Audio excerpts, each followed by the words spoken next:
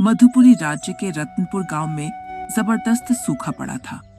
खेत सूख चुके थे, जमीन टूट गई थी और सभी कुएं खाली थे। मेहनतकश किसान रविकांत अपनी बेचैनी के साथ अपनी सूखी जमीन को देख रहा था। वह सोच रहा था कब तक ऐसे सूखे खेतों को देखा जाए। इसी दौरान गांव का एक सज्जन चंदू वहां आए और बोले, अरे ओ भाई हरिकांत, कब तक ऐसे ही निराशा से इस फटी और बंजर जमीन को देखते रहोगे? अरे मुझे तो नहीं लगता कि अब कभी हमारे गांव में बारिश होगी भी। अब यहाँ आकर इसे देखना बेकार है। रविकांत ने घुटते हुए कहा। न जाने हमारे गांव को किसकी नजर लग गई। चंदू बोले, अरे क्या करूं रविकांत, गांव वाले इन सब से बहुत परेशान हो चुके हैं, लेकिन किसी के पास इतना धन नहीं बचा कि वे कोई और काम शुरू कर सकें। रविकांत के मन में दर्द उतर गया। वह समझ गया कि गांव की भूख और गरीबी कितनी भयानक है। उसकी आंखों से आंसू बह निकले। घर लौटने के बाद उसकी पत्नी माया ने कहा, न जाने कब तक हमें इस सूखे गांव में रहना पड़ेगा। अब हमें किसी और गांव में रहना चाहिए। अरे माया, मैं भी नहीं चाहता कि तुम इन सबके बीच पिसो, पर क्या करूं, इस गांव में मेरा बचपन बीता है। तो क्या पूरी जिंदगी हम इसी सूखे में रहेंगे?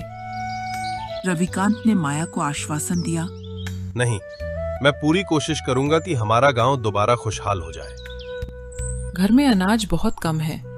आज जाकर हीरा काका से कुछ मदद मांगिए, शायद वे हमारी मदद जरूर करेंगे। रविकांत हीरा काका से मदद मांगने जाता है।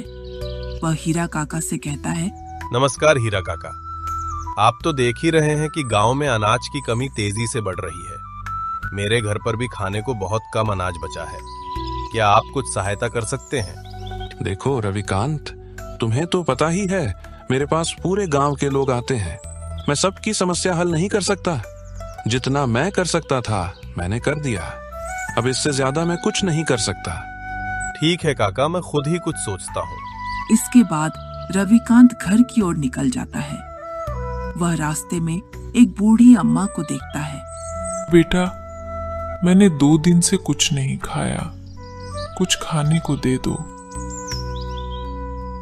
ये सब देखकर रविकांत घर की ओर न जाकर जंगल की ओर चला जाता है। वह एक तने से टिककर बैठ गया और खूब रोने लगा। फिर ऊपर आसमान की ओर देखकर बोलने में लगा, हे पालनहार, ये क्या हो रहा है? क्या हमारी किस्मत में यही लिखा था? आपने हमारे साथ ये सब क्यों किया? तभी ऊपर से एक आवाज आई। आवाज सुनकर रविकांत अचानक खड़ा हो जाता है। वह देखता है अचानक से एक कौवा वहां प्रकट हो जाता है। कौवा उसी की ओर देख रहा था। रविकांत, अरे ओ रविकांत, मुझे देखकर डरो मत, मैं तुम्हारी सहायता के लिए आया हूँ। तुम बोल रहे हो? मुझे देखकर डरो मत। और यह देखकर रविकांत डर जाता है। रविकांत बुरी तरह से डर गया और डरते हुए अपने घर की ओर भाग गया और हांफता हुआ घर पहुंच गया। उसके चेहरे का डर देखकर उसकी पत्नी पूछती है, क्या हुआ? आप इतने घबराए हुए क्यों लग रहे हो? क्या बताऊं, आज मैं जंगल गया था। वहां मैंने एक कौवे को बात करते देखा। वो इंसान जैसे बोल रहा था। हे भगवान, न जाने किसकी नजर लग गई है हमारे गांव को। न जाने और क्या क्या देखना बाकी है। तुम चिंता मत करो माया, हमारे अच्छे दिन जरूर आएंगे। भगवान पर भरोसा रखो। अगले दिन रविकांत अपनी पत्नी के साथ अपने सूखे खेत की ओर चला गया। कब भगवान हमारी झोली में खुशियां भरेंगे? तुम चिंता मत करो माया, हमारे अच्छे दिन जरूर आएंगे। भगवान पर भरोसा रखो। रविकांत ने बोलना बंद ही किया था कि तेज किरणों के साथ कौवा वहां प्रकट हो जाता है। कौवे को देखकर रविकांत दोबारा डर जाता है। रविकांत, अरे ओ रविकांत, मुझे देखकर डरो मत, मैं तुम्हारी सहायता के लिए आया हूँ। मुझे भगवान का दूत समझो। कल तुम बिना सुने डरकर भाग गए थे। मैं तुम्हारी समस्या का हल जानता हूँ और तुम्हें इस मुसीबत से मुक्त कर सकता हूँ। हाँ, लेकिन इसके लिए तुम्हें मेरे पीछे आना होगा। क्या तुम सच कह रहे हो? आप किससे बात कर रहे हैं? क्या तुम्हें ये कौवा दिखाई नहीं दे रहा? नहीं। मैं तुम्हारे अलावा किसी को नहीं दिखूंगा। ये कह रहा है कि ये मेरे अलावा किसी को नहीं दिखेगा। जरूर भगवान ने हमारी मदद के लिए इस कौवे को भेजा होगा। इसके बाद रविकांत कौवे के पीछे पीछे जाने लगता है। वे एक गुफा के दरवाजे के पास पहुंचते हैं। चलो रविकांत, हमें गुफा के अंदर चलना होगा। गुफा में जाते ही रविकांत देखता है कि वहां बहुत सारी जादुई पोटलियां रखी हुई थी। ये पोटलियां जादुई हैं। इनमें जादुई बीज हैं जो तुम्हारे गांव को हरा भरा बना देंगे। क्या सच? हाँ रविकांत, मैं बिल्कुल सच कह रहा हूँ। रविकांत एक पोटली उठा लेता है और वे दोनों वहां से चले जाते हैं। घर आकर वह जो भी हुआ सब अपनी पत्नी को बताता है। जरूर भगवान ने हमारी मदद के लिए इस कौवे को भेजा होगा। फिर वे दोनों मिलकर खेत में बीज बोने चले जाते हैं। बीज बोते बोते दोनों कहते हैं, भगवान करे ये बीज जल्दी असर करे। हमें अनाज की बहुत जरूरत है। आप चिंता मत कीजिए, मुझे पूरा भरोसा है ये बीज असर करेंगे।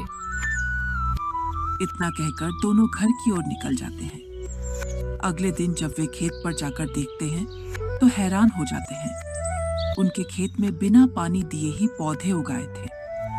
दोनों पति पत्नी खुशी से कहते हैं, भला हो उस कौवे का जिसने हमारी मदद की। जरूर भगवान ने हमारी मदद के लिए इस कौवे को भेजा होगा। ये सब दूर खड़े हीरा काका सुन लेते हैं।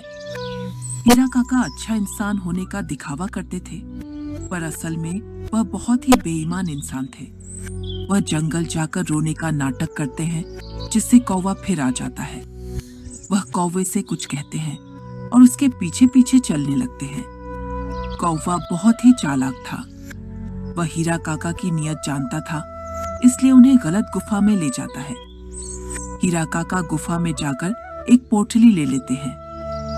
पोटली देखते ही हीरा काका की आंखों में मानो चमक आ जाती है। वह सोचते हैं, क्यों ना मैं सारी पोटलियां ले लूं। वैसे भी इस कौवे को क्या ही पता चलेगा। और सारी पोटलियां छुपा कर रखने का निश्चय करते हैं और घर की ओर निकल जाते हैं। घर जाकर वह अपनी पत्नी से कहते हैं, भाग्यवान, मुझे ये जादुई पोटली मिली है। अब वो दिन दूर नहीं जब हम माला माल हो जाएंगे। चलो सुबह सुबह खेत में ये बीज बो देते हैं। और अगली सुबह खेत में जाते हैं।